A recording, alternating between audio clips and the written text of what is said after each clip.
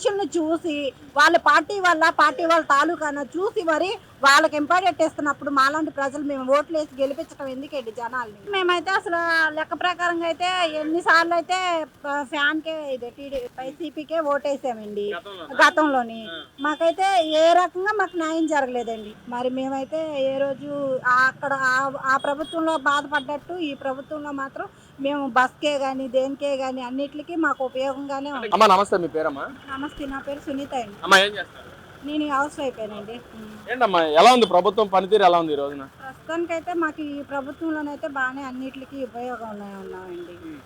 మాకైతే అన్ని రకాలుగా బల్ఫెట్గానే ఉన్నాము. మాకు ఇంట్లో ఉన్న వాళ్ళకి బయటికి తీసుకొచ్చి పని పరంగా ఇవ్వటం, డబ్బుల పరంగా పని ఉద్యోగం మేమేదో ఇంట్లో ఇప్పుడున్న పొజిషన్కి 100 రూపాయలు ఖర్చు పెడితే ఇంట్లో ఉండే పొజిషన్ కాదు, 1000 రూపాయలు ఖర్చు పెడితే ఇంట్లో ఉండే పొజిషన్ అయితే అలాంటి పొజిషన్లో మాకు ఒక పనిలాగా సెలవేంద్రం పెట్టించి దానికి ఒక ఉద్యోగం అని పని అని ఇప్పించి గవర్నమెంటే పెట్టారండి. మాకు కాక మళ్ళీ వాటరు జనాలకు కూడా ఉపయోగపడే పని మాకు చేశారండి. అంతకుముందు ప్రభుత్వం గురించి అయితే మాకు ఏ రకంగా బలిపెట్టలేదండి. అదేంటమ్మా గతంలో మేము పథకాలు ఇచ్చాము, సామాన్య మహిళలు కానీ ప్రజలందరూ కూడా సంతోషంగా మా ప్రభుత్వం అంటున్నారు కదమ్మా. మరి ఏమో సార్, మాకైతే తెలియదు సార్. మరి అలా ఉన్న వాళ్ళు ఏమన్నా పార్టీ వాళ్ళు అయితే ఉన్నారేమో కానీ మాలాంటి సామాన్య ప్రజలైతే మేము ఏ రకంగా ఆ పార్టీలో మేము ఏ రకంగా అన్ని రకాలుగా నష్టపోయామే కానీ మేము ఏ రకంగా కూడా ఆ పార్టీలో మేము ప్రజలందరూ సంతోషంగా ఉన్నారు మా ప్రభుత్వం 5 ఏళ్ల పాలనలోనే అంటున్నారు. మరి ఏమో సార్, ఇలా మాట్లాడుతున్నామనే వీళ్ళు పలానోళ్ళ పార్టీ అని పేర్లు పెడుతున్నారు. మరి ఇప్పుడు వాటికి మేము బయటకంటూ రాలేదు. ఇప్పుడు వాటికి మాకు అసలు ఇదంటూ తెలియదు. ఎవరో తెలిసిన వాళ్ళ ద్వారాగా పని అని అంటే దాని ద్వారాగా ఇప్పుడు ఇక్కడ దాకా వచ్చాము. పని గురించి ఇలా ఉన్నాము.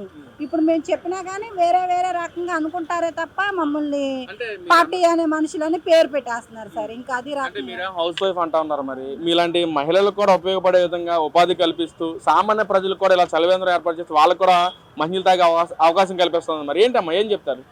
సామాన్య ప్రజలకి అందరి వల్ల ఉపయోగం ఉందండి. దీనివల్ల అందరికీ ఉపయోగం ఉంది. సామాన్య ప్రజలకి కూలింగ్ వాటర్ అంటే మాటలు కాదు. ఇప్పుడు వాటర్ బాటిల్ కొనాలంటే ఇప్పుడు ఎండలకి ఎంత లేదన్నా కానీ 30 రూపాయలు, 40 రూపాయలు, 50 రూపాయలు పెంచుతారు. అదే కూలింగ్ వాటర్ 24 గంటలు సప్లై చేస్తున్నారు. మరి ఏ రకంగా మాకు 50 రూపాయలు సాయంత్రం అయ్యేలకి బల్ఫెట్ అయినట్టే కదా. పథకాల గురించి చూసుకున్నట్లయితే మహిళా దినోత్సవాలు ఎన్నో వస్తా ఉన్నాయి, పోతా ఉన్నాయి. కానీ చంద్రబాబు ప్రవేశపెట్టిన పథకాలు మాత్రం మహిళలకు అందట్లేదని చెప్పి ఆర్కే రోజా కానీ వైసీపీ ఎమ్మెల్యే మహిళా మంత్రులు మాట్లాడుతున్నారు. మరి ఏం చెప్తారమ్మా? మరి ఇప్పుడు మహిళలకు మరి ఫ్రీ బస్సులు పెట్టారండి. అది మాకు బలిపెట్టే అట్లేదన్న ఎంత దూరం వెళ్ళినా కానీ మాకు ఉపయోగంగానే ఉంది. ఇప్పుడు ఆడపిల్లలు ఇద్దరు ఉంటే ఆడపిల్లలకు కూడా మాకు డబ్బులు పడుతున్నాయి. వాటి వల్ల కూడా మాకు ఏ రకంగా బాగానే ఉందండి. మరి ఇప్పుడు వల్ల పర్వాలేదు, బాగానే పడుతున్నాయి, బాగానే చేస్తున్నాం మేము. మరి ఏదైతే చంద్రబాబు కానీ లోకేష్ కానీ పవన్ కళ్యాణ్ కానీ ముగ్గురు కూడా ప్రజల సొమ్ముతో జల్సాలు చేస్తున్నారు, దోచుకున్న కాన్సెప్ట్ తో వ్యవహరిస్తున్నారు అని చెప్పి అంటున్నారు. అంటే ప్రజల గురించి ఆలోచించే తత్వం ఇలా ముగ్గురికి లేదు, దోచుకుంటున్నారు బాగా అంటున్నారు. మరి మాకైతే అలా అనిపించట్లేదండి. అన్ని రకాలుగా మాకు బాగానే ఉంది. మరి మేమైతే ఏ రోజు అక్కడ ఆ ప్రభుత్వంలో బాధపడ్డట్టు ఈ ప్రభుత్వంలో మాత్రం మేము బస్కే గాని దేనికే గాని అన్నిటికీ మాకు ఉపయోగంగానే ఉంది. గత ప్రభుత్వంలో బాధపడ్డారు, ఏ పరంగా బాధపడ్డారమ్మా మీరు? అన్ని పరంగా బాధపడ్డామండి. ఇలా మహిళలకి ఇట్లాంటి పథకాలు ఏయో పథకాలు నవరత్న పథకాలు ఏయో పెట్టారు. ఆ పథకాలు అట్లా ఏట్లో మాకు వర్తించలేదు. మా ఆయన చేసేది ఓన్లీ హౌస్ హౌసింగ్ లో పని చేస్తాడు. ఆయనకు వచ్చేది 14,000 మాకు అమ్మఒడి పడలేదు. అప్పటికి అమ్మఒడి అంటే మీ ఆయన హౌస్ హౌసింగ్ ఏంటి మీకు పడట్లేదు అని కూడా మాట్లాడారు. పిల్లలకి ఫీజు మెమరీ కూడా పడట్లేదు. అదేమంటే హౌస్ హౌసింగ్ అంటారు.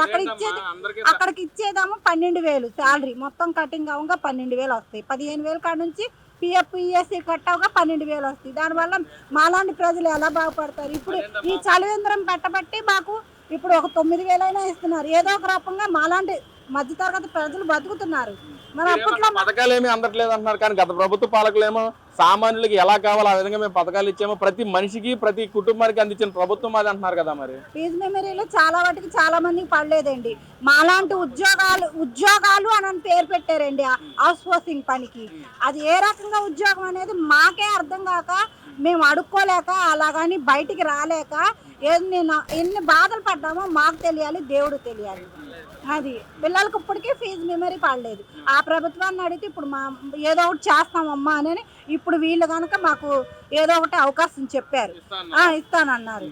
మరి అది ఈ ప్రభుత్వంలోనైనా మీకు వేస్తామమ్మా చేస్తాము అని చెప్పి సమాధానమైనా ఉంది. ఆ ప్రభుత్వంలోనైతే మీకు అసలు సంబంధమే లేదు, మీకు అసలు పన్నే పడదు, మీ ఆయన హౌస్ హోసింగ్ గవర్నమెంట్ ఉద్యోగము అని పర్మనెంట్గా చూపిస్తుంది అని చెప్పేసి అసలు సచివాలయానికి వెళ్తే అంత కేర్లెస్గా సమాధానం చెప్పేవాళ్ళు. మరి అది మరి ఏదైతే మంగళగిరిలో గెలిచిన లోకేష్ ప్రజలను పట్టించుకోవట్లేదు, అసలు జలసాలు చేస్తున్నారని చెప్పి అంటున్నారు. మరి మీ అభిప్రాయం ఏంటమ్మా? మా అభిప్రాయం అయితే ఏమీ లేదు, ఫీజు మెమరీలు బాగానే పడుతున్నాయండి. మరి వాళ్ళుగా బాగానే మా మీద చర్య తీసుకున్నారు, బాగానే మమ్మల్ని ఆదరించారు. మరి ఫీజు మెమరీలు, అమ్మఒడి పథకాలు అలాగని మాకు ఏంటో ఒక పాపకు బాగపోతే కొన్ని కోట్లు ఇదని చేసి మాకు అన్ని రకాలుగా బాగానే ఇప్పుడు మా పిల్లని కాదు ఇలా అని మాకు తెలిసింది. తెలియబట్టి మేము కూడా సంతోషపడ్డాం కదా. ఎవరైతే ఏంటంటే మరి ఇప్పుడు అదే పథకంలో ఉండబట్టే కదా మమ్మల్ని ఈ రకంగా ఆదుకోగలిగారు. మాకు అది కూడా చాలా వాటికి సంతోషమే అనిపిస్తుంది. జరగబోయే 29 లక్షల్లో మీరు ఎవరు కోరుకుంటున్నారు? అసలు చంద్రబాబు నాయుడు, జగన్మోహన్ రెడ్డి కోరుకుంటున్నామండి. చంద్రబాబు నాయుడు ఎందుకు కోరుకుంటున్నారు మీరు? అంటే మేమైతే అసలు లెక్క ప్రకారంగా అయితే ఎన్నిసార్లు అయితే ఫ్యాన్కే వైసీపీకే ఓటేసామండి గతంలోని.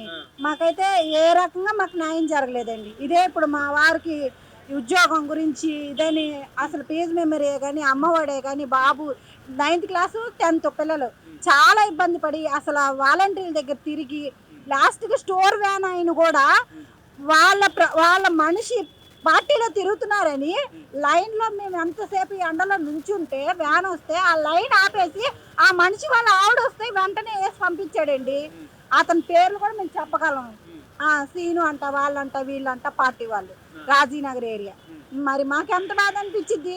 24 గంటలు మేము లైన్లో నుంచొని వ్యాన్ కోసం అంతసేపు బాధపడితే వాళ్ళ పార్టీ వాళ్ళని చెప్పేసి వాళ్ళ ఆవిడ రంగాల్లో వేసేస్తుంటే మరి మాలాంటి ప్రజలే కదండి వాళ్ళ కోసమే, పార్టీ వాళ్ళ కోసమే పెట్టారు. ఇప్పుడు మీరు ఏదైతే రేషన్ బియ్యం షాప్కి వెళ్ళి అది తెచ్చుకోవడం బాగుందా లేక గతంలో వాళ్ళు వచ్చేయడం బాగుందా? మాకు షాప్కి వెళ్ళి తెచ్చుకోవడమే బాగుందండి. రేషన్ షాప్కి వెళ్ళి తెచ్చుకోవడమే బాగుంది. ఆమె ఏంటంటే చక్కగా కూర్చోబెట్టి లైన్లో నుంచోబెట్టి ఎవరు ముందు వస్తే వాళ్ళకి వేసి పంపించేస్తారు, అది బాగుంది. కానీ ఈ వ్యాన్ ఇంటి ముందుకు వచ్చి మనుషుల్ని చూసి వాళ్ళ పార్టీ వాళ్ళ తాలూకాన చూసి మరి వాళ్ళకి ఇంపార్టెంట్ ఇస్తున్నప్పుడు మాలాంటి ప్రజలు మేము ఓట్లు వేసి గెలిపించడం ఎందుకండి జనాల్ని? మరి ఇంత జరుగుతున్నా సార్ మళ్ళీ వైసీపీ పార్టీ గెలుస్తుంది అంటున్నారు కదమ్మా. మరి ఏమో సార్ మాకైతే తెలియదు సార్. మేమైతే మాత్రం మేము ఇప్పుడు వాటికి బయటికి రాలేదు. హౌస్ ఇంట్లోనే ఉన్నాను. ఇప్పుడు నాకు ఈ అవకాశం కుదిరింది. మరి నా మనసులో మాట్లాడుతుంది.